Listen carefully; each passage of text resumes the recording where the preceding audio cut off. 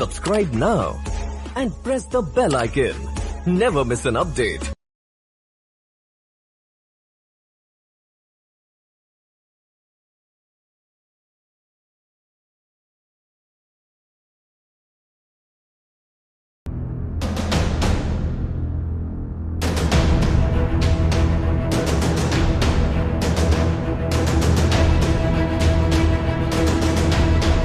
కార్యక్రమానికి స్వాగతం. నేను మీ లక్ష్మణ్ రావు. నిన్నటి కార్యక్రమంలో మనం మాట్లాడుకున్నాం, దేవాదాయ శాఖ విజిలెన్స్ విభాగం ప్రక్షాళన జరగాల్సిందే. ఈ విభాగాన్ని కనుక ప్రక్షాళన చేయకపోతే దేవాదాయ శాఖ మనుగడ లేదు, ప్రక్షాళన జరగదంటూ కూడా మనం మాట్లాడాం. ముఖ్యంగా చూస్తే అసలు దేవాదాయ శాఖలో ఉన్నటువంటి విజిలెన్స్ విభాగానికి ఉనికి ఏమిటి? ఎందుకంటే ఆంధ్రప్రదేశ్ ప్రభుత్వంలో విజిలెన్స్ ఎన్ఫోర్స్మెంట్ విభాగాలు పనిచేస్తున్నాయి. అనేక రకాలైనటువంటి అవినీతి అక్రమాలను వెలికి తీసుకురావడం ద్వారా వారు అవినీతి అక్రమాలకు పాల్పడ్డటువంటి వారికి శిక్షలు విధించేలాగా అనేక రకాలైనటువంటి చట్టబద్ధమైనటువంటి ఏర్పాట్లు కలిగిన సంస్థలవి. మరి ఎండోమెంట్ విజిలెన్స్లో వీరికి శిక్షించేటటువంటి అధికారం ఉందా? అసలు ఎండోమెంట్ విజిలెన్స్కి సంబంధించినటువంటి ఉనికి ఏమిటి, దీని అర్హత ఏమిటి అన్న ప్రశ్న కూడా మనకి ఒకటి వినిపిస్తోంది. కారణం ఏంటంటే ఎంతసేపు చూసినా విజిలెన్స్ సెక్షన్లో విజిలెన్స్ కేసులు నడుస్తున్నాయి. ప్రతి వాళ్ళ మీద విజిలెన్స్ విభాగం ఒకటి పనిచేస్తుంటుంది, తనిఖీ చేస్తుంటుంది. ఎక్కడ అవినీతి జరిగినా సరే మేము వదిలిపెట్టాం అంటూ అనేక రకాల స్టేట్మెంట్లు అధికారులు ఇవ్వడం అనేది, కమిషనర్లు ఇవ్వడం, మంత్రులు ఇవ్వడం అనేది కూడా మనం చూస్తూ ఉన్నాం. అసలు విజిలెన్స్ విభాగంలో ఏం జరుగుతోంది? ఈ విజిలెన్స్ విభాగం అర్హత ఏంటి? ఇక్కడ పనిచేస్తున్నటువంటి అధికారులు, ఉద్యోగులు అసలు ఎవరు అనే విషయం చూస్తే మనకు చాలా ఆశ్చర్యం కలిగించేటటువంటి, నమ్మశక్యం కానటువంటి అనేక నిజాలు ఈ కార్యక్రమాల రూపంగా మీ దృష్టికి తీసుకురావడం అనేది జరుగుతోంది. మరి దేవాదాయ శాఖ విజిలెన్స్ విభాగంలో అవినీతి ఏ స్థాయిలో ఉందంటే విజిలెన్స్ అధికారులే అవినీతికి పాల్పడుతున్నారన్న అనేక సాక్ష్యాధారాలు మన దగ్గర ఉన్నాయి.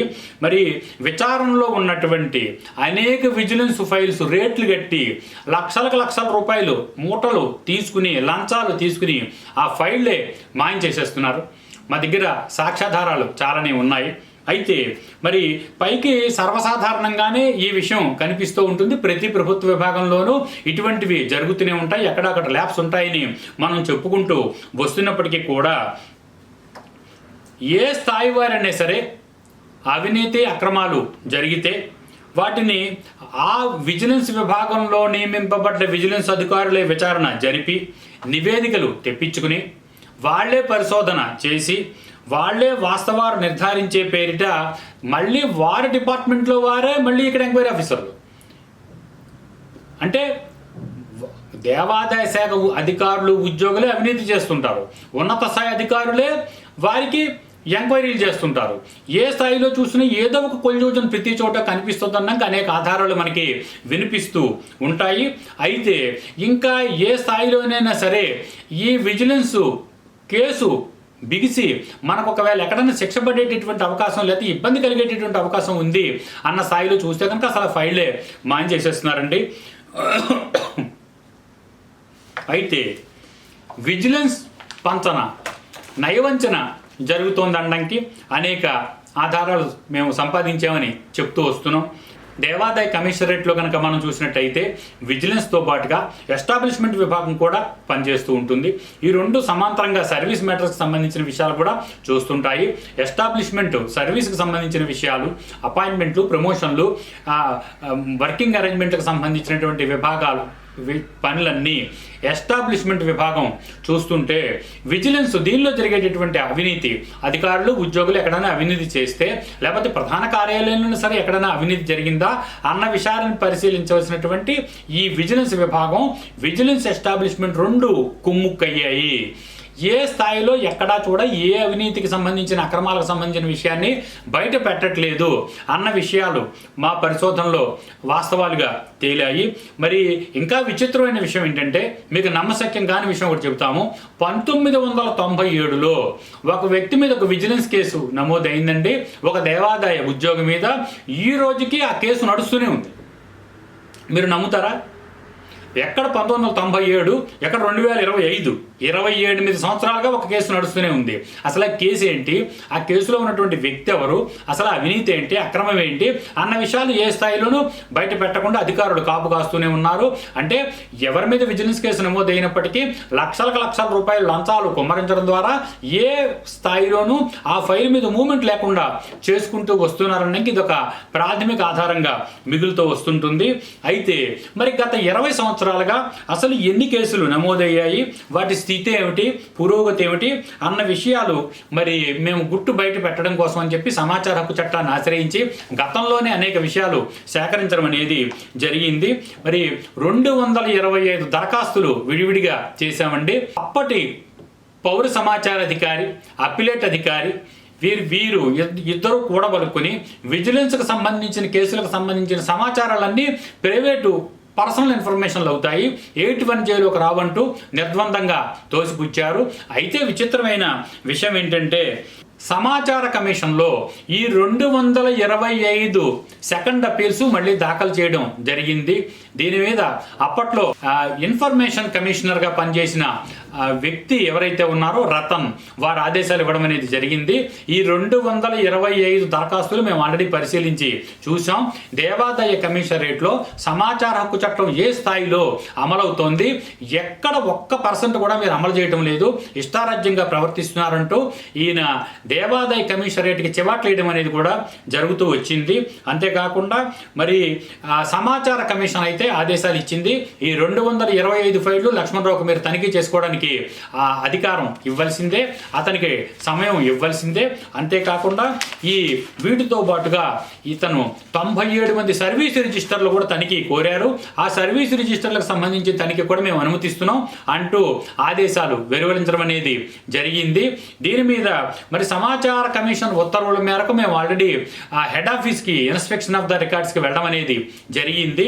వెళ్ళాక చివరికి అప్పటి పౌర సమాచార అధికారి, అప్పిలేట్ అధికారి వీరిద్దరూ నానదంటాలు పడి ఏదో ఒక రకంగా తప్పించుకోవడానికి ప్రయత్నం చేస్తూ ఏ రోజు ఇన్స్పెక్షన్ ఆఫ్ ద రికార్డ్స్కి వెళ్ళినప్పటికీ ఈ రోజు మాకు 2 ఫైళ్లు దొరికాయి, ఈ రోజు మాకు 3 ఫైళ్లు దొరికాయి, ఈ రోజు అసలు ఫైళ్లే దొరకలేదు, మీరు వారం రోజుల తర్వాత రండి అంటూ ఇలా సుమారు 6 నెలల పాటు మమ్మల్ని తిప్పించారు. కానీ మేము కోరినటువంటి 225 ఫైళ్లలో అనేక ఫైళ్లు వాళ్ళు చూపించలేక చాలా రకాలుగా అవస్థలు పడడం అనేది జరిగింది. చివరికి దొరికిన ఫైళ్లు మేము చూపిస్తాము, దొరకని ఫైళ్లు మేము చూపించలేము, మా దగ్గర లేకపోతే మేము ఎక్కడి నుంచి మీకు చూపించాలంటూ కూడా వితండ వాదనకు కూడా దిగడం అనేది జరిగింది. ఉంటే ఫైళ్లు చూపించడం, లేకపోతే చూపించలేకపోవడం అనేది మాకేమీ అర్థం కానిటువంటి పరిస్థితి. ఎందుకంటే ఫైల్ నెంబర్తో సహా ఆ డేటు, ఫైల్ నెంబరు, సంవత్సరంతో సహా ఖచ్చితంగా మెన్షన్ చేస్తూ ఈ ఫైల్ మాకు తనిఖీకి కావాలని మేము కోరడం అనేది జరిగింది. మరి నమోదైనటువంటి నెంబర్ అయినటువంటి ఫైళ్లు కనబడకుండా ఎక్కడికి పోతాయి? దీనిని బట్టి జరుగుతున్నది ఏంటంటే విజిలెన్స్ విభాగంలో ఫైళ్లు సాధారణంగా మాయం చేసేస్తూనే ఉన్నారనడానికి ఇది ఒక ప్రాథమిక ఉదాహరణగా నిలుస్తూ వచ్చిందండి. అయితే మరి ఇంకా కాంట్రబట్ట ఈ సందర్భంలో దీని మీద మేము మాకు సమాచారాలు ఇమ్మనమంటే ఇవ్వటం లేదంటూ లోకాయుక్తలో ఫిర్యాదు చేయడం జరిగింది. అయితే చివరికి అప్పట్లో ఉన్నటువంటి పౌర సమాచార అధికారి, అప్పిలేట్ అధికారి వీరిద్దరూ తప్పించుకునేటటువంటి రీతిలో మా దగ్గర ఉన్నటువంటి ఫైళ్లు, దొరికినటువంటి ఫైళ్లు మీకు సమాచారం ఆల్రెడీ తనిఖీకి మేము ఇవ్వడం అనేది జరిగిందంటూ సుమారుగా ఒక 160 ఫైళ్ల వరకు కూడా మాకు చూపించడం అనేది జరిగింది. సుమారుగా ఒక 40 నుంచి 50 ఫైళ్లు అయితే దొరకలేదని వారు అంగీకరించారు. ఈ ఫైళ్లు మా దగ్గర దొరకటం లేదని. అయితే ఈ దొరకనటువంటి ఫైళ్లు అసలు ఎందుకు, ఈ 40 ఫైళ్లు ఎందుకు మాయమయ్యాయి, ఈ 40 ఫైళ్ల నెంబర్లు ఏంటి, ఈ ఫైళ్లకు సంబంధించినటువంటి అసలు ఇన్వాల్వ్ అయ్యి అవినీతి అక్రమాలు చేసినటువంటి అధికారులు, ఉద్యోగులు ఎవరు అన్న విషయాల మీద కూడా మేము చాలా ప్రస్ఫుటంగా పరిశీలన అనేది జరిపితే మాకు చాలా ఆశ్చర్యం కలిగించేటటువంటి విషయం ఏంటంటే అసలు ఈ విజిలెన్స్ కేసు విభాగం అధికారులుగా గతంలో పనిచేసినటువంటి విజిలెన్స్ అధికారిగా అడిషనల్ కమిషనర్ రేంజ్లో ఉన్నారు.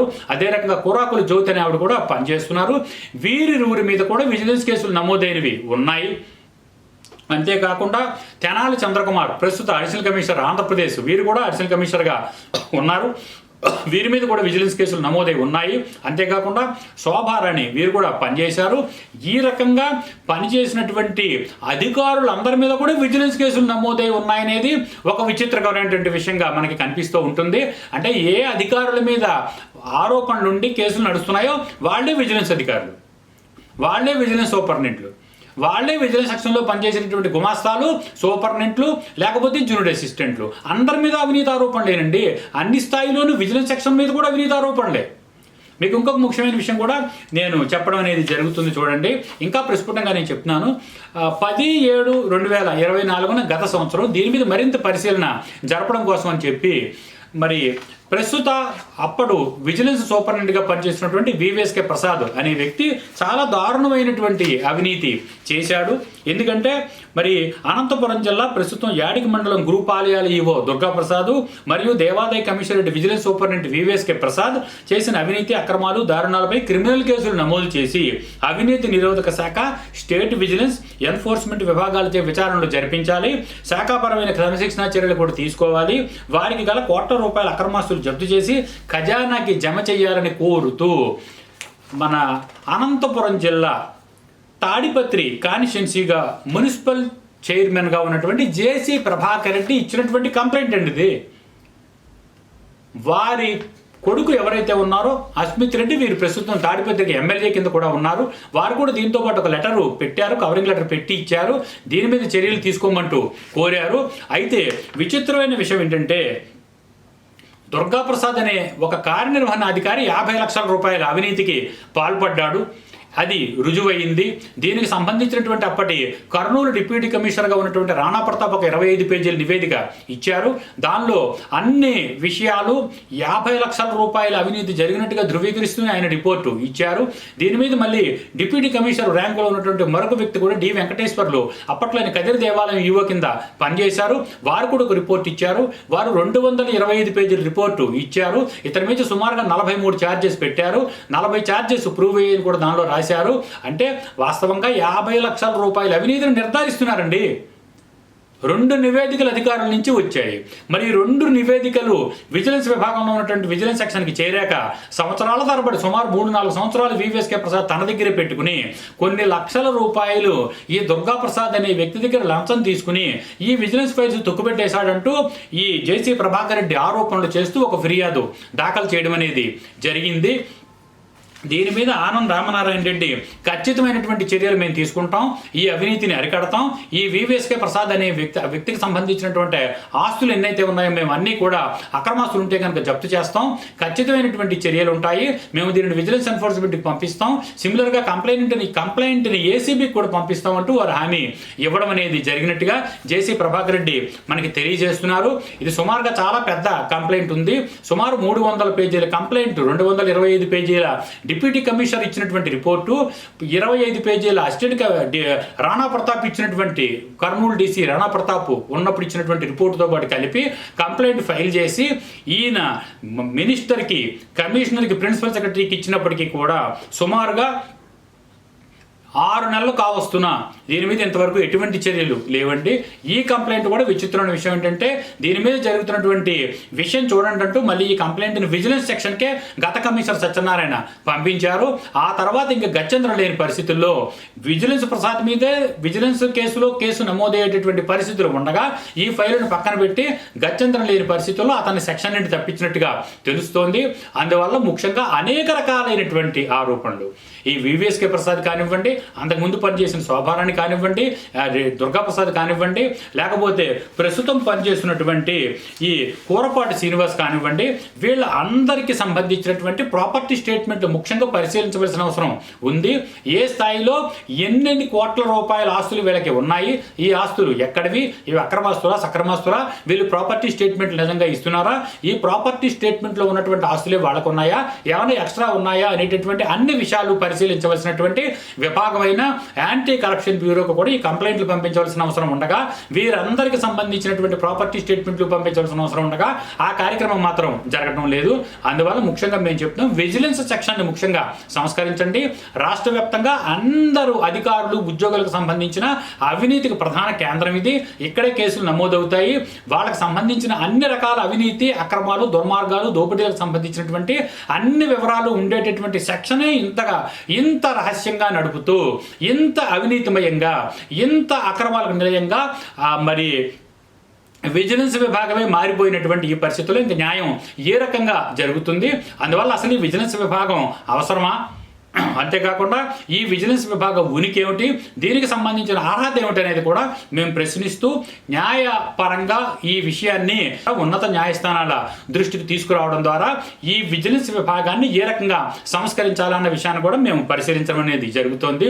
ముఖ్యంగా కొత్తగా వచ్చిన కమిషనర్ రామచంద్రమోహన్ కానివ్వండి, ఆనంద్ రామనారాయణ రెడ్డి గారిని కానివ్వండి ఈ కార్యక్రమ రూపంగా కోరుతున్నాం. ఈ విషయం మీద ముఖ్యంగా దృష్టి పెట్టండి. వరుస కార్యక్రమాల్లో భాగంగా విజిలెన్స్ విభాగంలో జరుగుతున్న అవినీతి మీద మనం మాట్లాడుతున్నాం. ఇంకా చర్చించవలసినటువంటి విషయాలు చాలానే ఉన్నాయి. తదుపరి కార్యక్రమాల్లో మరింత వివరంగా ఈ కార్యక్రమాల గురించి చర్చిద్దాం.